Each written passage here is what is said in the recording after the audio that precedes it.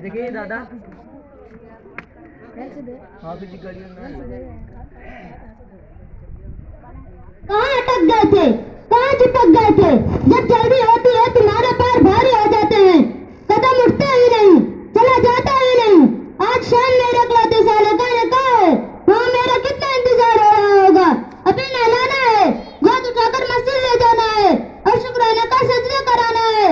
और तुम ये भी जानते हो कि तुम्हारी भाभी ने शादी के दिन पहनने के लिए जो स्पेशल जोड़ा बनवाया था वह भी मेरे साथ है। इन्होंने टाइम से सूट नहीं दिया और शायद तुम्हारी वजह से टाइम पर पहुंच भी ना पाऊं। अरे अमन भाई नाराज क्यों हो रहे हैं? मुझे एहसास है कि मेरी वजह से देर हो गई। मैं आपके पीछे पीछे ही निकला था।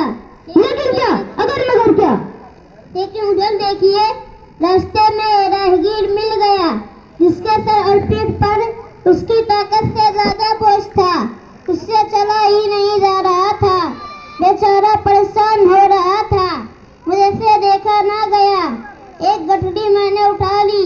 पता नहीं बेचारे को कहाँ जाना है, बस इसी वजह से मुझे देर हो गई। अमन भाई मैं बहुत शर्मिंदा हूँ। अनस तुमने क्या कहा?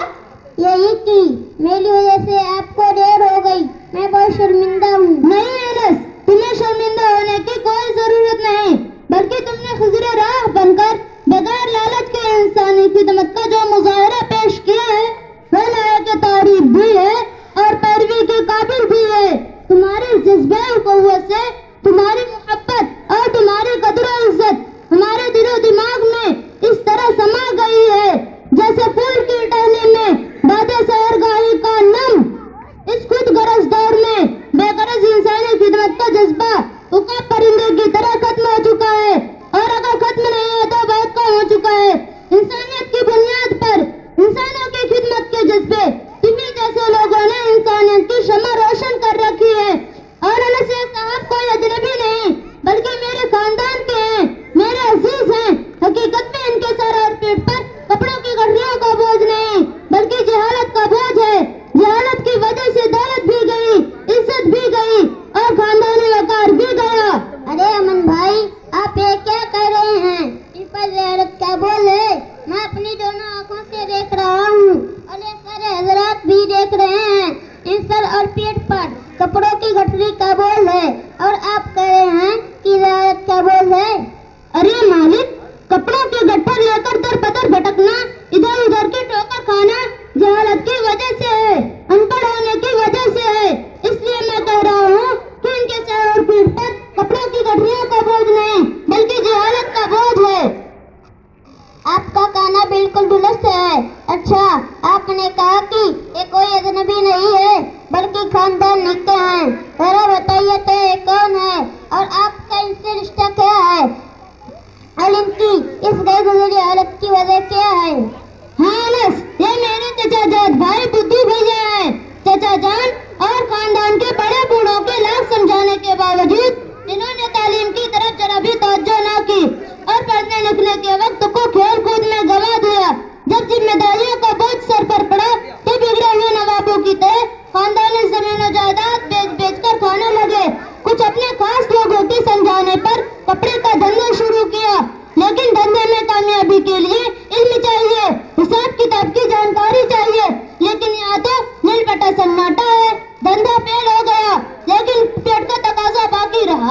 आखिरकार पेट से मजबूर होकर फेरी करने लगे। अनस वक्त नहीं है, ससुराल में इंतजार हो रहा होगा। देखो बुद्धू भैया अपनी गठरियां उठाकर कहीं जाना चाहते हैं, पहले तुम इनकी मदद करो और इन्हें इनकी मंजिल तक पहुंचा दो, फिर मैं अपनी आप बीती सुनाता हूँ। भैया उठाओ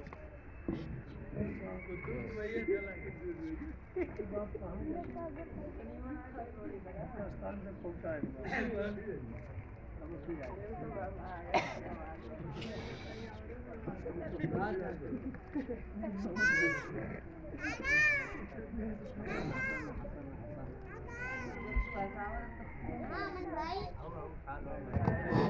अमन भाई, अब अपनी आप बीती सुनाइए। हाँ सुनो। बुद्धू भैया के खेल कूद, उड़न चौपड़ी और दोस्तों के चकाचौंध पार्टी से मैं भी तालीम से लापरवाही बरतने लगा और बुद्धू भैया के गोल में शामिल हो गया। लेकिन मेरे अब्बू से ज्यादा मेरी अम्मी ने नोटिस लिया। कभी सख्ती से तो कभी नरमी से समझाती कि बेटा इल्म नूर है, इल्म रोशनी है और जहालत जुल्मत है, तारीकी है और अंधेरे में रहने वाले कभी ऊंची उड़ान नहीं भर सकता, कभी ऊंचे मनसब हासिल नहीं कर सकता। एक दिन उन्होंने कहा, बेटा दाना खाक में मिलकर गुले गुलजार होता है, लोहा आग में पिघलकर फौलाद बनता है, सोना भट्टी में दबकर कुंदन बनता है। इंसान तालीम से चमकता है, इल्म से निखरता है और अल्लाह ने इंसान में बड़ी सलाहियतें रखी है।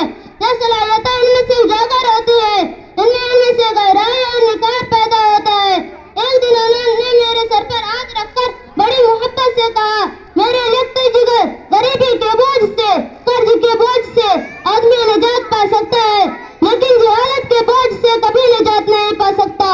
मेरे बच्चे, मैं तेरे माथे पर जहालत की कलंक के बजाय तेरे सर पर दस्तार फजीलत देखना चाहती हूँ। इसलिए तू मेरी मान और आज ही मदरसा की राह ले। अनस माँ की यह बातें मेरे दिल पर नक्श हो गई और माँ की इनकी बातों को मशाले राह बनाकर मैंने फिर अपनी तालीमी सफर का आगाज किया और अपने पुख्ता इरादा और मुसलसल मेहनत से और माँ की दुआओं के सहारे आगे बढ़ता गया और इनकी राह पर चलने वाला यह गरीब मुसाफिर कामयाबी से हमकिनार हुआ। आज इसी इनकी वजह से मेरे पास इज्जत, दौलत, शोहरत, मनसब सब कुछ है, वरना आज बुद्धू भैया की तरह मेरे सर और पीठ पर कपड़ों की गठरियों का बोझ होता। वो कई जहालत का बोझ ऐसा बोझ है जिस बोझ से इंसान कभी निजात नहीं पा सकता। अबे यार कितना बजा देख ले, खड़े हुए 10:30 होते हैं, 11 बजे। अरे देखो बुद्धू भैया फिर आ गए। अगर आ ही गए हैं तो इनसे इनकी आप बीती और इनकी जिंदगी कैसे गुजर रही है पूछ लेते हैं। बुद्धू भैया आप बताइए, आपकी जिंदगी कैसे गुजर रही है? ये मजमा आपसे आपकी आप बीती जानना चाहता है।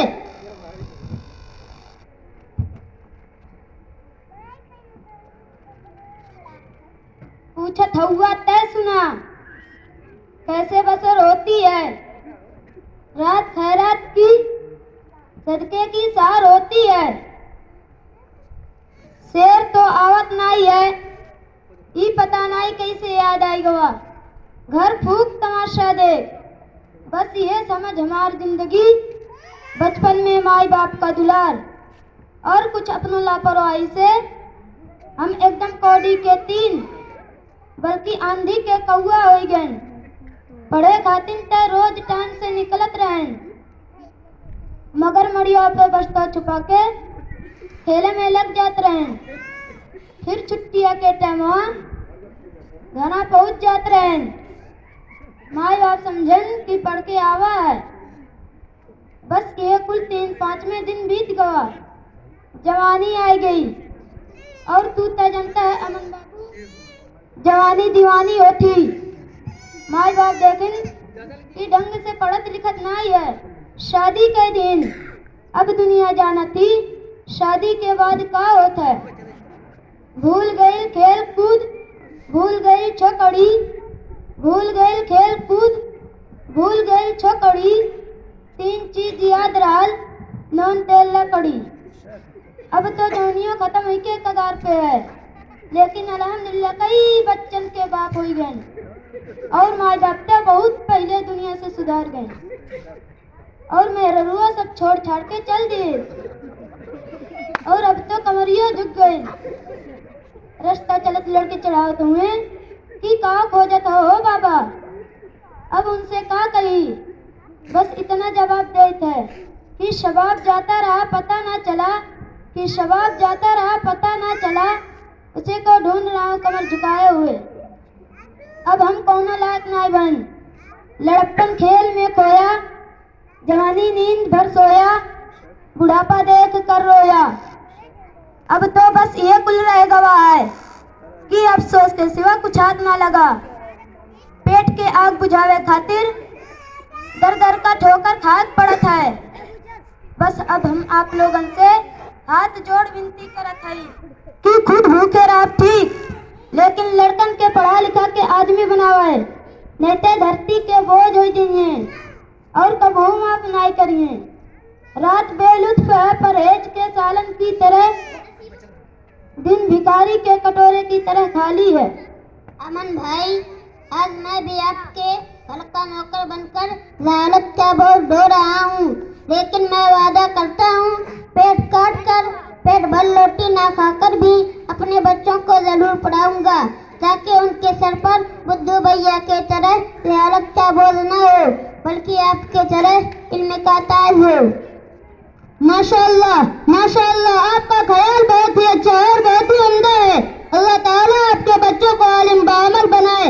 हमें से वक्त काफी हो गया, ससुराल में इंतजार हो रहा होगा। चलो चलते हैं। तो टैक्सी पकड़ो और धीरे से आगे चलो, हम आ रहे हैं। अस्सलामु अलैकुम।